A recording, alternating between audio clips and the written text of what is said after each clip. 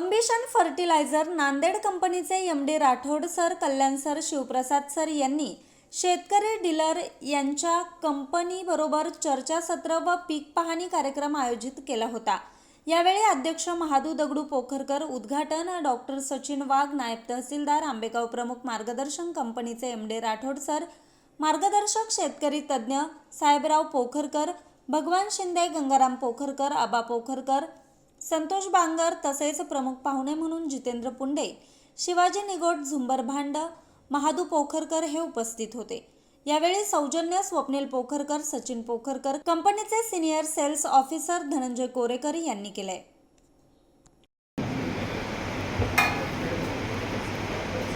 आज या ठिकाणी अंबिशन कंपनीचा कार्यक्रम चालू आहे। त्यांचं ब्रीदवाक्यच आहे नॅशन फर्स्ट आणि फार्मर फर्स्ट।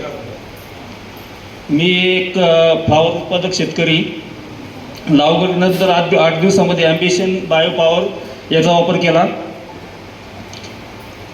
आणि हे पाण्यातून सोडले। नंतर दुसऱ्या फवारणीच्या वेळेला एमबीसी, एमबी ग्रोथ आणि एमबीआयजित हे नंतरच्या स्टेजमध्ये, म्हणजे ज्या वेळेला फ्लावर पिवळी पडली होती, आता जाते की काय असं झालं होतं हवामान, कारण ते निसर्गामुळे काय सांगता येऊ शकत नाही ना। हवामान चेंज झाल्यानंतर पिवळी पडल्यानंतर आता काय म्हटलं जाते की काय, आणि गाण्याचं प्रमाण वाढलं होतं।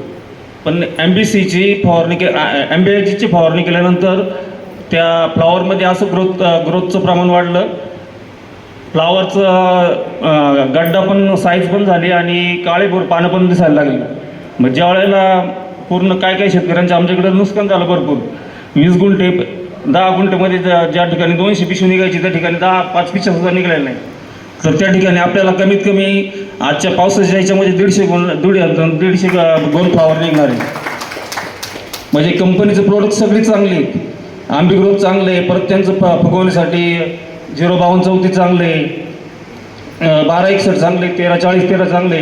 म्हणजे आम्ही तर सुरुवात केलेली आहे, गेल्या वर्षी थोडी गेली होती, पण यंदा स्वप्नीलच्या म्हणण्यानुसार आम्ही पहिल्या स्टेजपासून सुरुवात केली शेवटपर्यंत, तर आम्हाला 100% फायदा झालेला आहे। तर मग आतापर्यंत आपण बाकीच्या कंपन्यांचं आत्तापर्यंत भरपूर प्रमाणात हे वापरलेले आहेत, प्रोडक्ट वापरलेले आहेत, पण याचा जर फायदा जर आपल्याला दुसऱ्या दिवशी दिसतो किंवा उत्पादनामध्ये दिसतो, तर मग आपण याचा वापर करायला काय हरकत आहे। मग बाकीच्या शेतकऱ्यांनी याचं अनुकरण केलं पाहिजे आणि हे प्रोडक्ट वापरलं पाहिजे। आता कसं मी नवीनच आहे, बाकीचे आता मी पहिल्यांदाच बोलायला उठले, आता बाकी आहेत आमचे शेतकरी घाबरतात तिकडे, काय माहीत नाही किंवा काय नाही। तर पहिले स्टेज डेअरिंग महत्त्वाची असती। बाकीचे जागेवर बसले होते, फील्डवर आले होते, आम्ही फिरलो, तिथं बोललो सगळे पाहिजे। आता माझे फ्लॉवरचे कांदे पण तिथे आहेत, म्हणजे आता लास्ट तोड्याचे कांदे आहेत बघा, 4 तोडे झालेले आहेत, 5वा तोडा आहे आता उद्या। तेच फ्लॉवर आले, आपण गेलो होतो तिथं मग तिथून जाऊन आलो। मग आत्तापर्यंत एवढी स्टेज बाहेर लास्टच्या याच्यापर्यंत 1 नंबर स्टेजला आहे। तर याचा वापर तुम्ही जरूर करा, याच्यामधून काय तुम्हाला नुकसान होणार नाही, पण फायदा होणार आहे। आणि जैविक शेतीकडे सगळ्या लोकांनी आतापर्यंत वळलंच पाहिजे। इथून पुढं जैविक शेती ही काळाची गरजच आहे। आता रासायनिक शेती करून आपण 20-25 वर्ष थकलेलो आहे, कारण त्याच्यात काही उत्पादन जे पहिलं वाढत होतं त्या हिशोबात आता वाढताना पण दिसत नाही, आणि कॅन्सरचं प्रमाण किंवा बाकीचे आजार भरपूर प्रमाणात सर्व लोकांमध्ये दिसतात। त्याच्यामुळं बाकीचं आता सगळं सोडून लोकांनी आता थोडं या प्रमाणात, तेव्हा आता ही कंपनी आंबी ग्रोथ पॉवर त्याचे जे प्रोडक्ट मी ऐकलं साहेबांनी सांगितलं, जवळ बहुतेक बरेच प्रोडक्ट आहे ना, 52 प्रोडक्ट आहे, 52। मग आता आपण काय एवढं आपल्याला नावं त्यांची माहीत नाही आहे, पण आता आपल्याला जे आत्तापर्यंत आपण वापर करतो, तर मग याचा वापर तुम्ही आत्तापासून सुरुवात करताना हळूहळू करा। मग तुम्हाला त्याच्यानंतर रिझल्ट येतील। मग हळूहळू तुम्ही इकडं जर आले तर तुम्ही दुसऱ्या पर्याय कधी शोधणार नाही। माझ्या अनुभवावरून, मी 1 वर्षाच्या अनुभवावरून मी तुम्हाला सांगतोय, बाकीचं सांगणार आता बाकीचे भरपूर आहे, एवढं बोलून मी थांबतो। राहणार पिंपळगाव खडकी। आता तुम्ही सगळेच जण ह्याच भागातले आहे, त्यामुळं माझी ओळख काय तुम्हाला जास्त करून द्यायची काही गरज नाही, पण सरांना द्यावा अशी मला वाटलं, म्हणून मी माझं पूर्ण नाव सांगितलं। आणि दुसरी गोष्ट म्हणजे मी भाजीपाला हा जास्त काही प्रमाणात घेत नाही, पण ऊस हा माझ्याकडे जास्त प्रमाणात मी घेतो। आणि ऊसाला जे काही खतं औषधं इथून पाठीमागं देत होतो आम्ही, त्याच्यापासून मिळणारं जे उत्पादन आहे आणि आता जे इथून पुढे जे काही मिळणारे उत्पादन, याच्यामध्ये तफावत निश्चित मिळणार आहे मला, कारण मी कोरेकर साहेबांनी मला हे तुमचं जे प्रोडक्ट आहे ते प्रोडक्ट दिले वापरायला, आणि तुम्ही पहा याच्यावरती तुम्ही ट्राय करून पहा.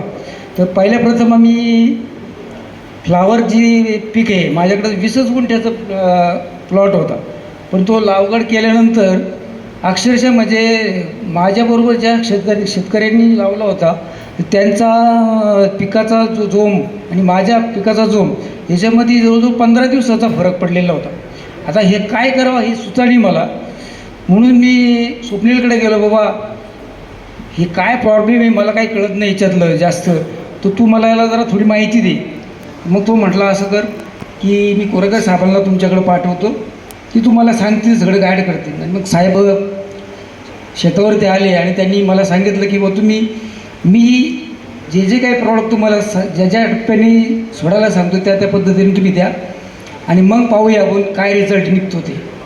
तर त्या पद्धतीने मी सोडलं. त्याच्यानंतर मला ते अगदी 2-2, 3-3 दिवसाच्या अंतरावरती ते प्रोडक्शनचे जे फायदे आहेत ते दिसून आले. म्हणजे अक्षरशः की मी ती उपटून फेकून देणार होतो ती फ्लावर, पण ती इतकी जोमाने आली की आता अक्षरशः म्हणजे स्वतः तुम्ही MD सरांनी सकाळी आले होते व्हिजिट द्यायला, त्यांनी पाहिलं म्हणजे काहीतरी ते ह्या प्रॉडक्टमध्ये आहे हे आता आपल्या प्रत्येक शेतकऱ्याला ते निश्चितच लक्षात येईल.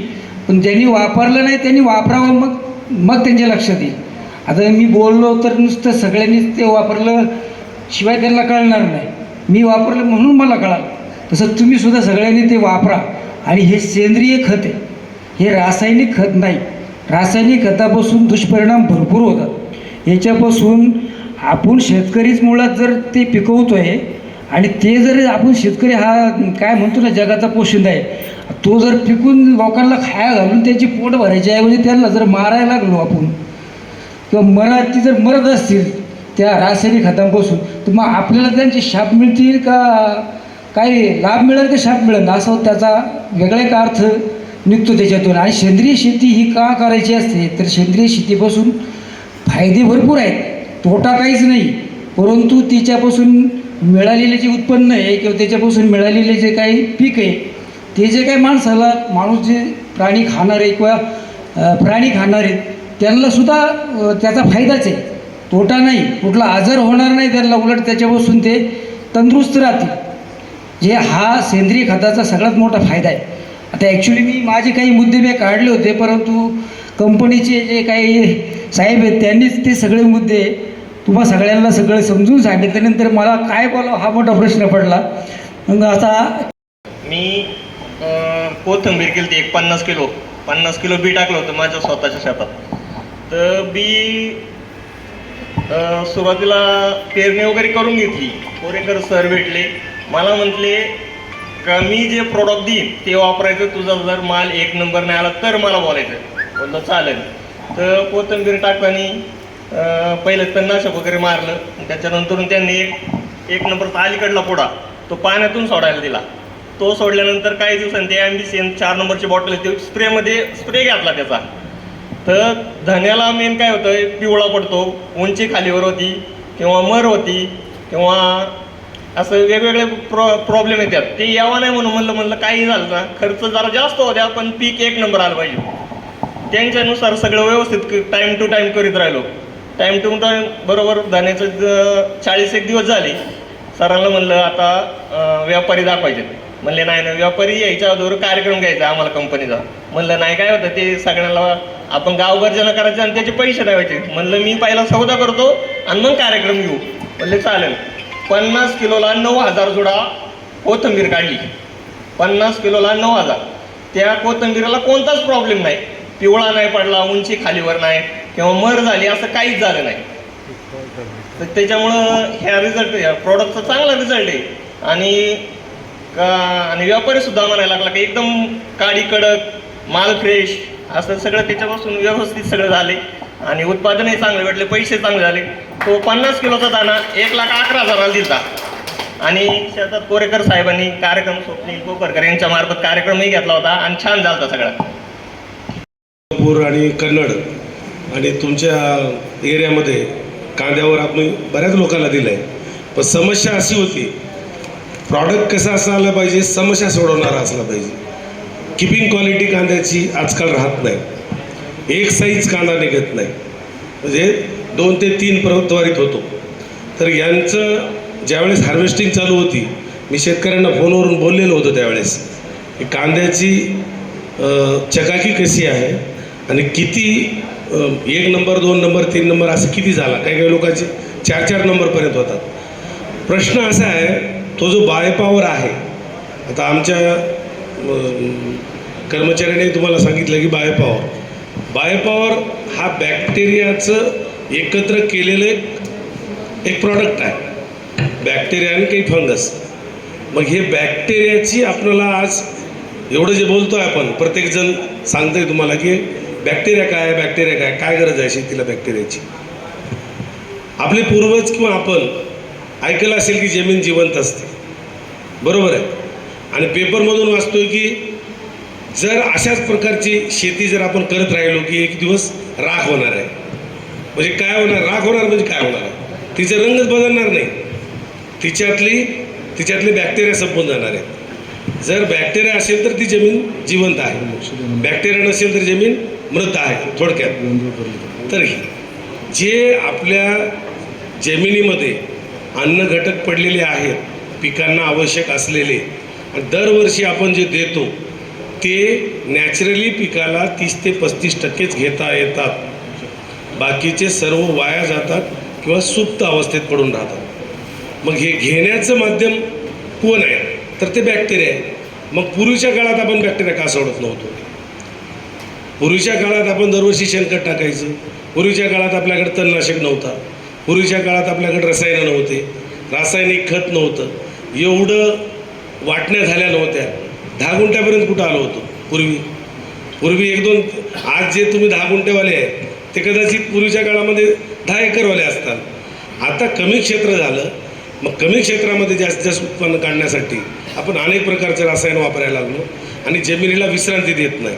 त्यामुळं जमिनीतले बॅक्टेरिया संपलेत आणि अनेक प्रयत्न करून आज मी दिवसभर पाहिलं की कोणाचं बीटला साईज येत नाही, कांद्याला एकसमान साईज येत नाही, कांदा फुगत नाही, कोबीचा गड्डा देखील व्यवस्थित होत नाही. हे जे कारण आहेत की तुम्ही टाकताय सगळ्या गोष्टी पण पिकाला घेता येत नाही. मग ते घेता येण्याचं माध्यम म्हणजे बॅक्टेरिया. ते बॅक्टेरिया आपण वरून सोडणं फार गरजेचं आहे. मग बॅक्टेरिया एवढं गरजेचं, किती गरजेचं आहे सांगतो तुम्हाला, फार वेगळं नाही. मी एक साधं उदाहरण देतो. आता मी नांदेडहून आलो आहे, मी तुमच्या घरी आलो उद्या, तुम्ही काय करता? पाण्याचा ग्लास आणि नंतर चहा. आपला मराठमोळी संस्कृतीमध्ये पाण्याचा ग्लास आणि चहा. मग तुम्ही मला पाण्याचा ग्लास दिले, तुमच्या घरच्या माऊलीने मला दिलं आणि चहाच्या ऐवजी माझ्या हातावर साखर आणि चहा पावडर ठेवली आणि साखर आणि चहा पावडर खा आणि पाणी पिऊन घ्या. चहा होईल का? चहा होईल का त्याचा? नाही ना. बरं, चहा करण्यासाठी काय करावं लागतंय? गॅस पेटवावं लागेल किंवा चूल पेटवावं लागेल, थोडं पातेलं घ्यावं लागेल, पाणी टाकावं लागेल, त्याच्यात चहा पावडर, मग साखर, थोडा कालावधी गरम करून चहा होणार. वेगळं काय टाकलं? माझ्या हातात तर पाणी दिलं होतं, चहा पावडरही दिलं होतं आणि साखर पण दिली होती. म्हणजे चहाचे सगळे घटक दिले मला, पण चहा झाला का तो? नाही. चहा तयार करण्याचं माध्यम कोण आहे? तसंच जमिनीमध्ये अनेक प्रकारचे घटक पडलेले आहेत आणि त्याचं रूपांतर घेण्यासाठी जे करायचं कार्य करतं ते बॅक्टेरिया करतात. मग ह्याच्यामुळं काय होतं की आज एक सकाळी मला फार मजेशीर शेतकऱ्याने प्रश्न विचारला की 30% अपटेक जर अशा पद्धतीने होतं ना, आपलं बॅक्टेरिया सोडल्याच्या नंतर 70% जातं. मग आम्ही तुमचा बॅक्टेरियाही सोडतोय आणि रासायनिक खतही घालतोय, मग आमची काय बचत होती? तर माझी सर्व शेतकऱ्यांना विनंती आहे या भागातल्या की कृपया तुम्ही जर बायोपॉवरचा वापर करत असाल आम्ही रिकमेंड केल्याप्रमाणे, तर तुम्ही वॉटर सोल्युबल किंवा ग्रॅन्युल फर्टिलायझरचा डोस 50% कमी करून टाका. 50% कमी करा, तुमचे रिझल्ट सेम येतील, उत्पादन सेम राहील. कारण का 30%चा अपटेक 70%पर्यंत जाईल. कांद्याची साईज आणि एवढ्या कमी क्षेत्रामध्ये चांगलं उत्पन्न येण्याचं कारण म्हणजे हा बायोपॉवर आहे.